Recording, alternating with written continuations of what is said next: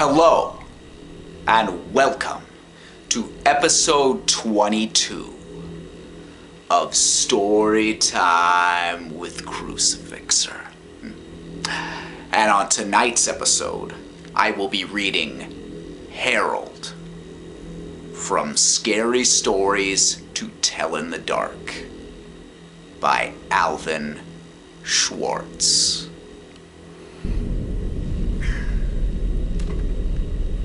Let's begin.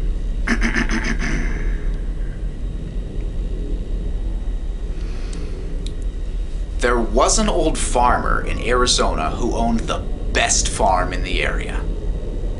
Everybody said his crops were the best, and people came from all over to buy their goods from him.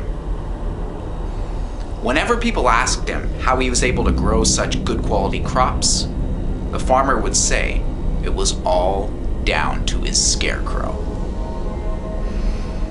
That old scarecrow is the one I have to thank, said the farmer. He makes sure no crows or critters or pests come near my crops. The old farmer had built the scarecrow himself, and it was a fearsome sight. He spent months working on it to make it as scary as possible. He knew how important it was to keep pests away from his crops. So he gave it enormous straw arms that stretched out about 6 feet and big long legs that made it as tall as a tree. But the scariest thing about this scarecrow was its head. The farmer carved it himself out of a huge pumpkin. He spent countless days and nights perfecting his design until it was perfect. The scarecrow's face and head was so grotesque and ugly that even he was sometimes scared to look at it. But it was very effective, scaring away every rodent and bird that ventured near. The neighboring farm was owned by 2 young men who were brothers named Josh and Harold. They were lazy and never did much work around the farm, which resulted in their crops being bad. They were jealous of the old farmer's success and were plotting against him. If they could drive him out of business, they could take over his farm and make more money. So, one night, the brothers decided to sneak onto the old farmer's land.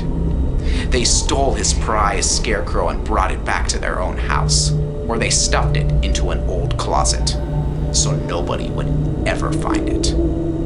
The next day, the farmer woke up to find his hideous scarecrow missing and all his crops were being eaten by rats and crows. He fell to his knees and cried, knowing that his farm would soon be out of business. Meanwhile, the brothers, Josh and Harold, were watching from their own property and couldn't stop laughing out loud when they saw the old man's tears of grief. Hearing the laughter, the old farmer came over and asked them if they knew what happened to his scarecrow. The brothers looked him right in the eye and said they had no idea where his precious scarecrow might be. But you know I'll go out of business and have to sell my farm if I can't find my scarecrow, said the farmer. Josh just laughed in his face, saying, "Well, that's just your tough luck, isn't it?" "Sucks to be you," giggled Harold. The old farmer walked slowly back to his house, his head hanging down in defeat and depression.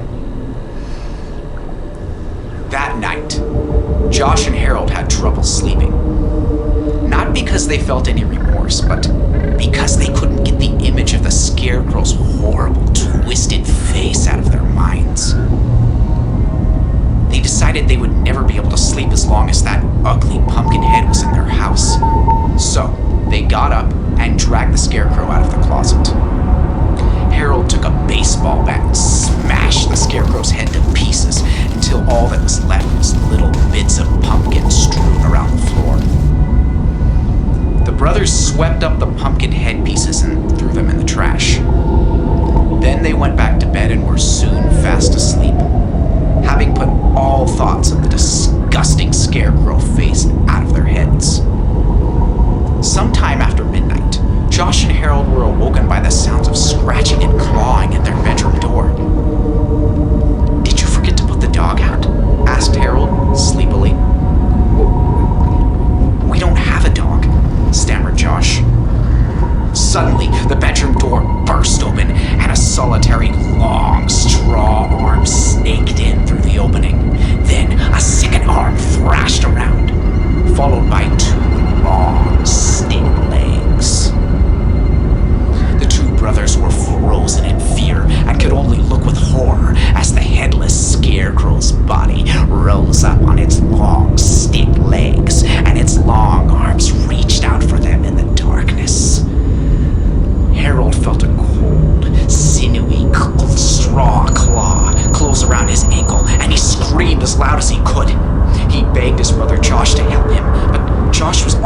running out of the bedroom. Fleeing in terror, he ran down the hallway, crashed through the front door, and out onto the moonlit road.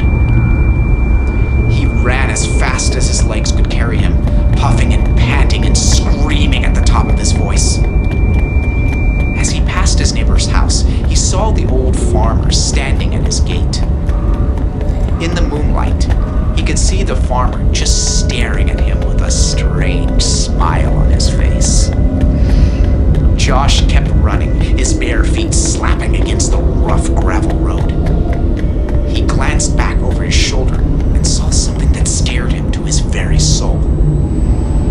He saw the scarecrow running along the road close behind him. It was gaining on him, coming closer and closer. And that wasn't all he saw.